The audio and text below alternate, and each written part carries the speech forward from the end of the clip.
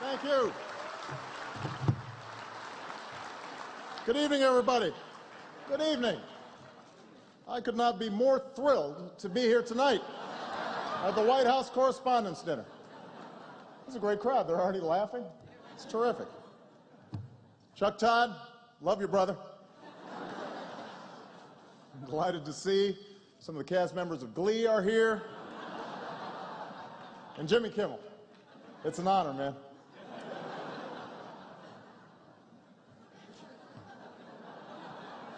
Not so fun. My fellow Americans, we gather during a historic anniversary.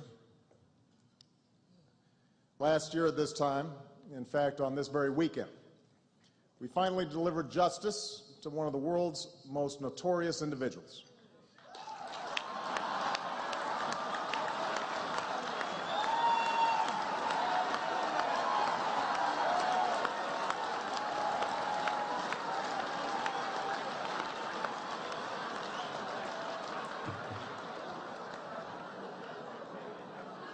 Now this year,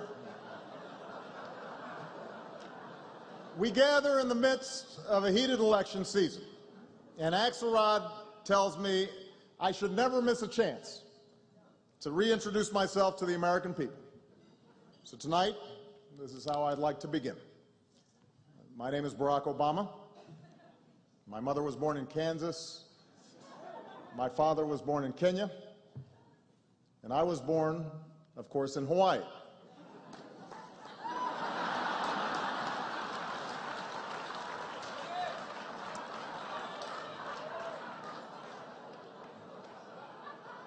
In 2009, I took office in the face of some enormous challenges. Now, some have said I blame too many problems on my predecessor, but let's not forget that's a practice that was initiated by George W. Bush.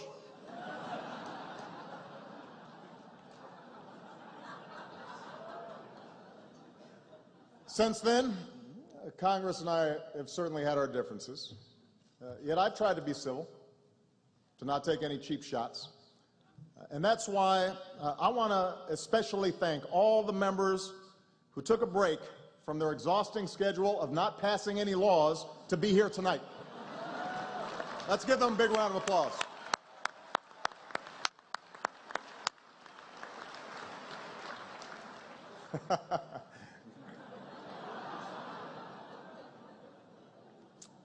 Despite many obstacles, much has changed during my time in office. 4 years ago, I was locked in a brutal primary battle with Hillary Clinton. 4 years later, she won't stop drunk texting me from Cartagena.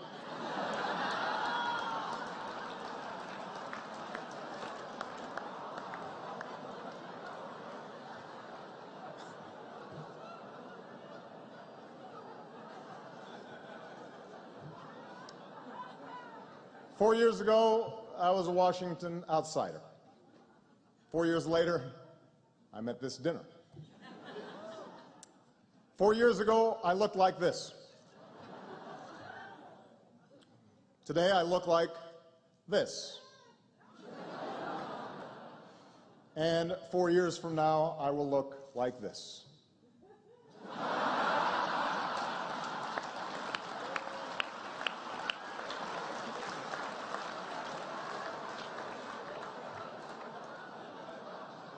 That's not even funny.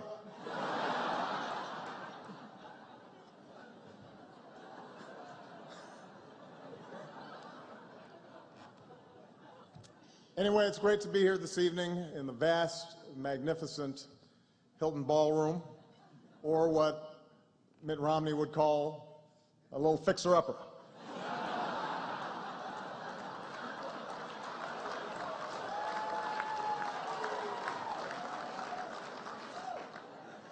I mean, look at this party. We got men in tuxes, women in gowns, fine wine, first-class entertainment. I was just relieved to learn this was not a GSA conference.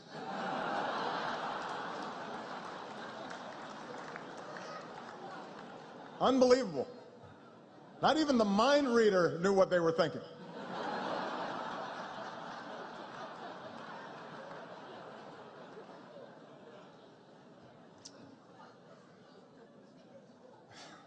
Of course, the White House Correspondents Dinner is known as the prom of Washington, D.C., a term coined by political reporters who clearly never had the chance to go to an actual prom.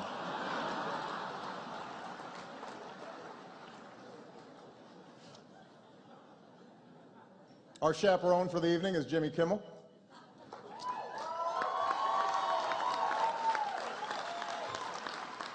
Who is perfect for the job since most of tonight's audience is in his key demographic, people who fall asleep during Nightline.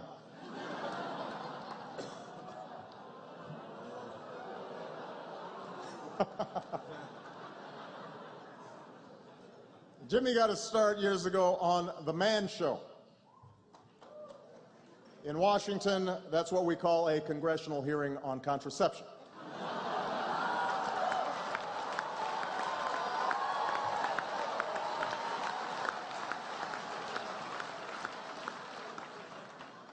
Plenty of journalists are here tonight. I'd be remiss if I didn't congratulate the Huffington Post on their Pulitzer Prize. You deserved it, Ariana. There's no one else out there linking to the kinds of hard-hitting journalism that HuffPo is linking to every single day.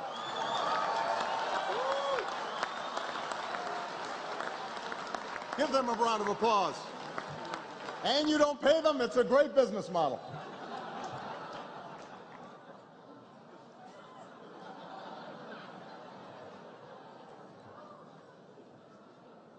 Even Sarah Palin's getting back into the game, guest hosting on the Today Show, which reminds me of an old saying. What's the difference between a hockey mom and a pit bull? A pit bull is delicious.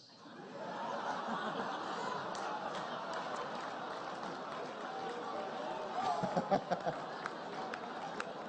little soy sauce.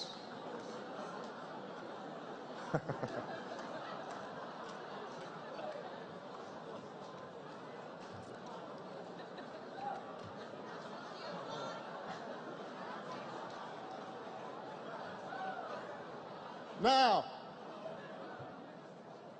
I know at this point many of you are expecting me to go after my likely opponent, Newt Gingrich. Newt, there's still time, man.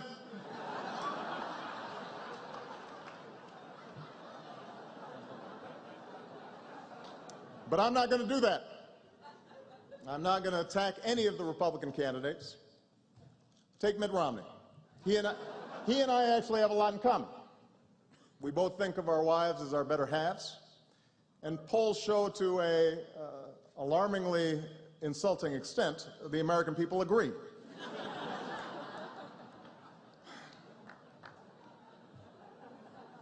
We also both have degrees from Harvard. I have one. He has two. What a snob.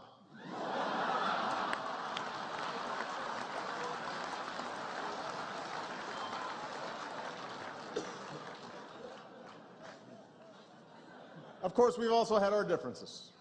Recently, his campaign criticized me for slow jamming the news with Jimmy Fallon. In fact, I understand Governor Romney was so incensed, he asked his staff if he could get some equal time on the Merv Griffin show.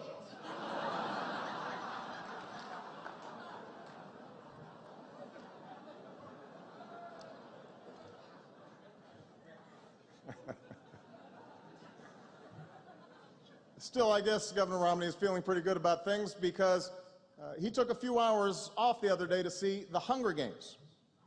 Some of you have seen it. It's a movie about people who court wealthy sponsors and then brutally savage each other until only one contestant is left standing. I'm sure this was a really great change of pace for him.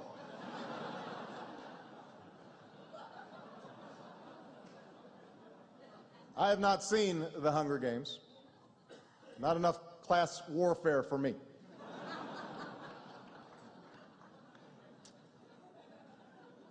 Of course, I know everybody's predicting a nasty election, and thankfully, we've all agreed that families are off limits. Dogs, however, are apparently fair game. And while both campaigns have had some fun with this, the other day I saw a new ad from one of these outside groups that, frankly, I think crossed the line. I know Governor Romney says he has no control over what his super PACs do, but can we show the ad real quick? Back in 1983, you took your Irish setter, Seamus, on a 12-hour road trip tied to the roof of your car in a kennel. He climbed up there regularly, enjoyed himself. My guess is he liked it a lot better in his kennel than he would have liked it inside. Finally, a candidate with the courage to fight for a dog's freedom to feel the wind in his fur. But what about Barack Obama? Under his failed leadership, man's best friend has been forced into government-controlled automobiles. Just imagine the European-style dog socialism Obama has planned for the next 4 years. More government handouts. A life of government dependency. Indoctrinating our children. A left-wing social agenda. Leading from behind.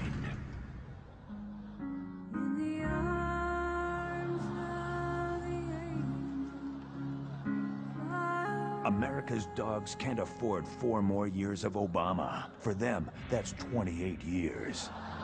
Our dogs need leadership now. Who let the dogs out? Who? This guy.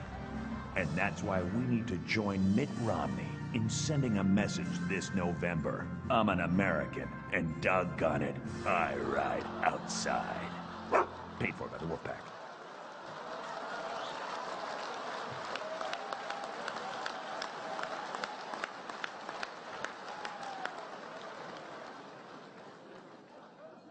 That's pretty rough, but I can take it, because my stepfather always told me it's a boy-dog world out there.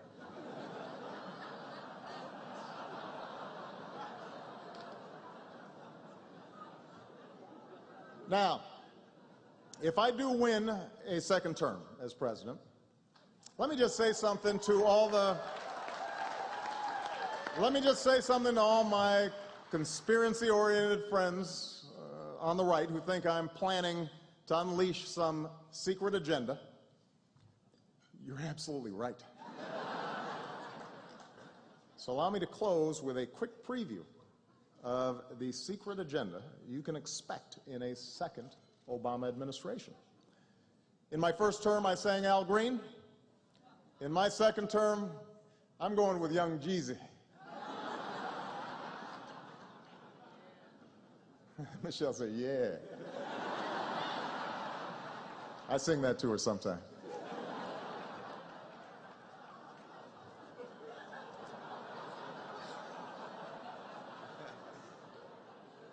In my first term, we ended the war in Iraq. In my second term, I will win the war on Christmas.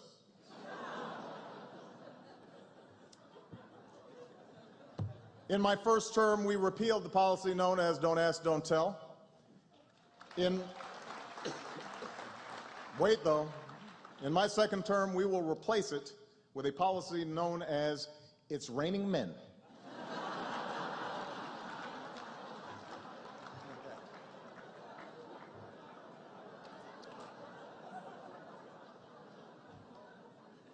In my first term, we passed health care reform.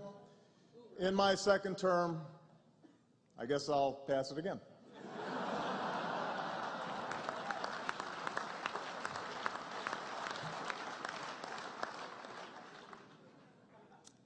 I do want to end tonight on a slightly more serious note. Whoever takes the oath of office next January will face some great challenges, but he will also inherit traditions that make us greater than the challenges we face. And one of those traditions is represented here tonight. A free press that isn't afraid to ask questions, to examine, and to criticize. And in service of that mission, all of you make sacrifices. Tonight we remember journalists such as Anthony Shadid and Marie Colvin.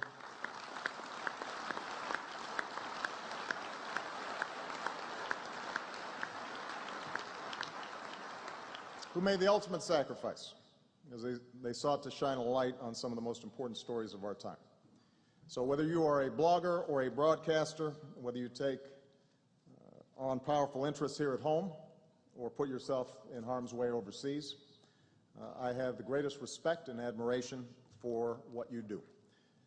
I know sometimes you like to give me a hard time, and I certainly like to return the favor. But I never forget that our country depends on you. You help protect our freedom, our democracy, and our way of life. And just to set the record straight, I really do enjoy attending these dinners. In fact, I had a lot more material prepared, but I have to get the Secret Service home in time for their new curfew. Thank you very much, everybody. Thank you.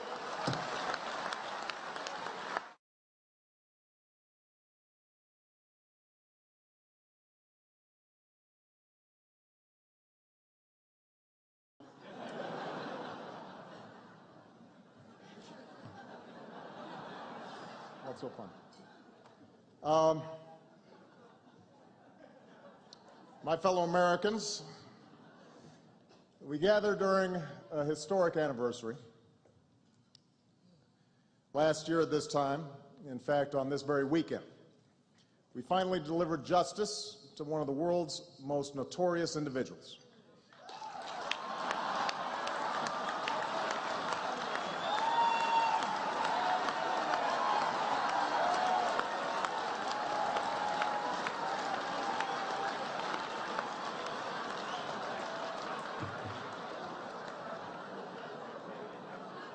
Now this year, we gather in the midst of a heated election season, and Axelrod tells me I should never miss a chance to reintroduce myself to the American people. So tonight, this is how I'd like to begin. My name is Barack Obama. My mother was born in Kansas.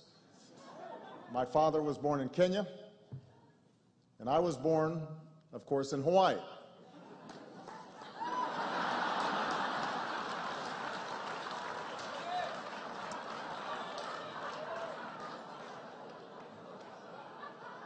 In 2009, I took office in the... Thank you. Good evening, everybody. Good evening. I could not be more thrilled to be here tonight at the White House Correspondents Dinner. It's a great crowd. They're already laughing. It's terrific. Chuck Todd, love you, brother. I'm delighted to see some of the cast members of Glee are here. And Jimmy Kimmel. It's an honor, man. In the face of some enormous challenges. Now, some have said I blame too many problems on my predecessor, but let's not forget that's a practice that was initiated by George W. Bush.